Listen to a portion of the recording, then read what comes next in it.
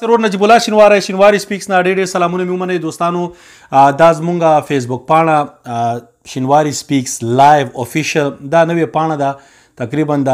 3 میاشتې کېږي نومبر اول نه مې جوړه کړې ده پښتو کې ورسره لیکلي نجیب الله شینواری کرکټ تبصرې زموږ په نوم باندې خلک نورې پاڼې هم جوړوي مګر دغه پاڼه چې تقریبا 100,000 خلک پکې دي دا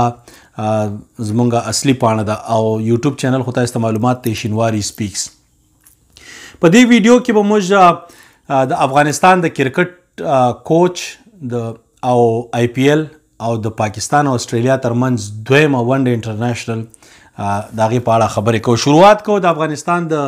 کرکټ کوچ نه. زما په نظر کوچ چې دا کوم کوچ دوی ټاکلی دی دا د انګلینډ مخکې اسسټنټ کوچ هم پاتې شوی دی. په خپل وخت کې ښه پلیئر و داسې ټیسټ کرکټ کې هم ښه لوبه کوله او ون ډے کې دومره خاص پلیئر نه و مګر په ټیسټ کرکټ کې ښه پلیئر و. بیا ورسره د انګلستان کوچنګ په کوچنګ کریډنشل کې څه مشکل نشته مطلب دغه کوچز چې دا ښه کوچز دي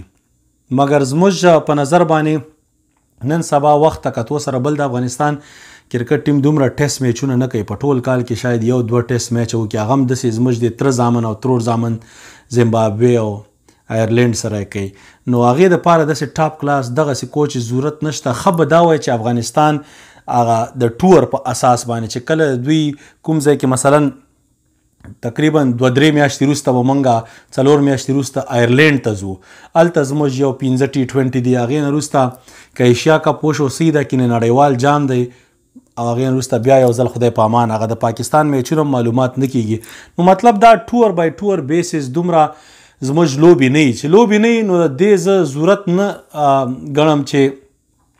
هر یو کوچ چې ته راولې مثلا ګریم تورپ او دا $15,000 به ورته د میاشت ورکوي نو چې ته $15,000 دته ورکوي او هغه تا ته افغانستان ته راتلی نشي چې ستا لوبغاړو سره کار وکړي. ګوره صرف انټرنیشنل لوبغاړو سره کار نه دی هغه پلیران چې ډومیسټک کرکټ کوي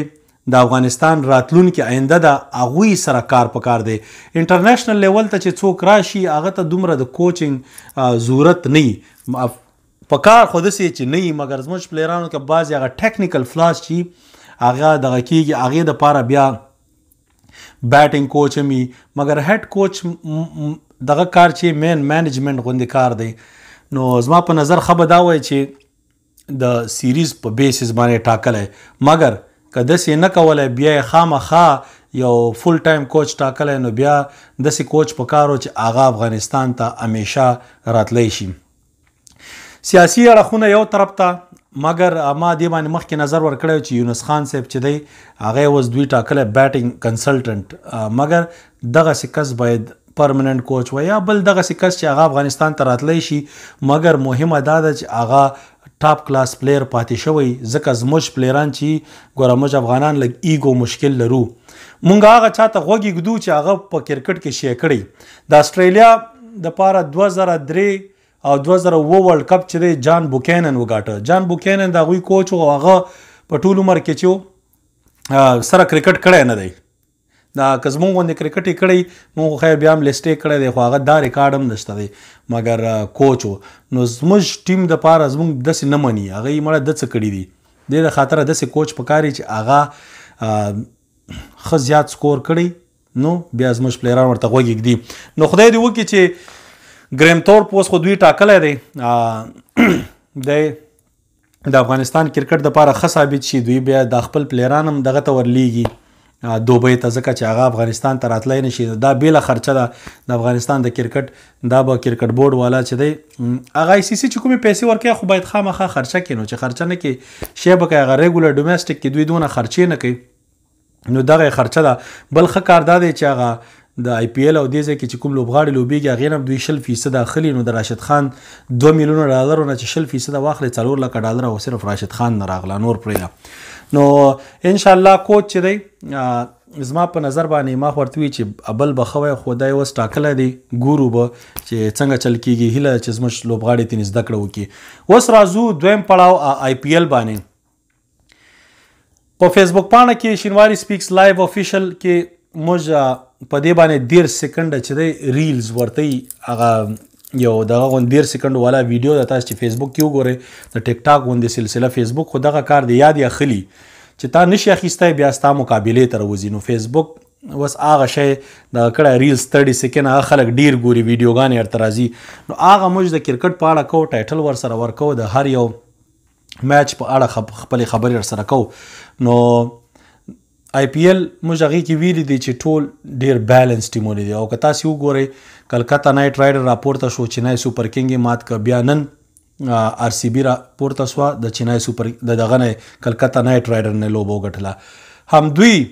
بله ورځ کینګز 11 پنجاب نه بایللې وه 215 رنزې هغوی ورباندې چیس کړې وې وکټ کې فرق کې د DY پټیل سټیډیم چې دی دی کې د سپیننګ وکټ ته مګر ټیمونه اوورال بیلنس دي کوم ټیمونه چې زما تر اوسه پورې خوښ شوي دي 2 ټیمونه یو راجستان رویل ټیم دی چې دې ځلته زما په نظر ډېر بیلنس ټیم یې اخیستی هم ورسره بیټینګ هم هغه فینیشنګ ټچ ورسره ښه دی او هم ورسره بالینګ ښه دی دا ډېر بیلنس ټیم دی سپینران هم ورسره ښه دي ایشویندر چاهال یې اخیستی دی او په ټاپ کې خو ورسره جاش بټلر او سینجو سیمسن دي نو ټیم یې ډېر ښه کمپیریزن دی دویم ډیلی کیپیټل چې نوم یې دی ډیلی کیپیټل ښه ټیم دی دوی سره تر اوسه پورې ډیوډ وارنر او میچل مارش نشته چې هغه راشي دوی ټیم به نور هم ورسره ښه شي نو اوس خو شروعات دي په دې باندې مونږ هره ورځ چې کومه تبصره کوو گیم باندې هغه تاسې شینواري سپیکس لایو افیشل کې کتای شي راځو اوس د پاکستان او استرالیا ترمنځ دویمه ون ډے انټرنیشنل چې په لاهور کې تقریبا نسوي او 8 ساعت وروسته به شروع کیږي موږ په دې باندې اول گیم کې خبره کړې زما په نظر باندې پاکستان باید اول گیم ګټلی وای او ما ویلو چې په دې کې مهمه دا ده چې دا رضوان باید پاکستان کیپیټلایز کی لکه څنګه چې T20 کې د مخکې بیټینګ کوي ټاپ اورډر کې همداسې باید رضوان اوپننګ ته واچول شي ځکه رضوان 5 نمبر 4 نمبر دا 5 نمبر دا د رضوان د پاره سی پوزیشن نه دی ویسټي نو خدای چې د په ټاپ اورډر کې لاړ شي بالونه به ورسره ډیری رننګ بټوین د وکټس د ډیر خدای سنگل ډبل باخلی سرکل دی نو څلوریزم والای شي اپ شاټم والای شي نو دا خو ډیره بهترین وکټي دي د پاکستان فلیټ وکټي دي او په دې باندې به رضوان زما په نظر چې 3 واړه ون ډے کې ولا اوپننګ ته چانس ورکړی وای نو دا به د پاکستان د پاره ښه ځکه چې اوپننګ کې چې رضوان واچه ورسره امام الحق شي نو هغه امام الحق خو لږ بالونه کنزوم کوي خو رضوان بیا وروسته تیزېدی هم شي نو دې سره چې دی د دوی دا سیټ اپ لکه یو سالډي دې دواړو کې به خامخا یو کس چې دی تا ته 15 شورو پورې ولیړي 10 شورو موست لایکلی لکه 10 میچونو کې اتو کې به خامخا درته یو تر 15 شورو پورې ولیړي دا شی چې دی د نور ټیم ته سي فریډم ورکړي لکه T20 کرکټ ځکه پاکستان چې کوم برانډ د ون ډے انټرنیشنل لوبي دا اوس هم هغه پخوانی سټایل کې برانډ دی دا هغه برانډ نه دی چې لکه مثلا نن سبا خلک سٹارټ نه خو فیرلیس لوبه کوي پاکستان فیرلیس لوبه نه کوي پاکستان د سي کاشس لوبه کوي زیاتره ریسپانسیبিলিټي چې دا په بابر اعظم ده که بابر اعظم سنچري وهي رضوان سکور کوي د پاکستان ټیم چې دی ټاپ ټیم ښکاری میچ به ګټي چې دا دوه پکې ونه چلیږي دا نور چې هر څونه دغه وکړي دا د میچ ګټلو هغه کیپیبلیټي نه لري نو ښه به دی چې اوپننګ ته رضوان اینډ بابر اعظم شي نه رضوان اینډ سوري امام الحق ون ډاون ورپسې فخر زمان شي نمبر 4 بابر اعظم شي دغه ځای کې ګوره ستا دا ټاپ 4 چې دي دا ښه هغه ټاپ کوالټي بهترین راغله نمبر 5 سعود شکیل ګوره لیفټ هینډر دی ته چانس ورکول کېږي ور دی کې زما په نظر باندې سپین بالینګ هم کولی شي ورسره مګر بیټسمین ښه دی ښکاري ښه شکل خو هم د ویرات کوهلي غوندې دی شپږم نمبر افتخار اووم نمبر خوشدل شاه اتم نمبر پاکستان سره د فهیم اشرف ښه دی ځکه بیټینګ هم کولی شي او بالینګ هم درته کولی شي نو دا اتم نمبر ښه نهم نمبر زاهد محمود لسم شاهین افریدی ان یولسم حارث رؤوف یا شاهنواز دهانی دا دوه چې دي زما په نظر باندې شاهنواز دهانی ښه دی خو بس چې موقع ورکوي نو حارث رؤوف ته دې سره پاکستان سره 3 فاست بالینګ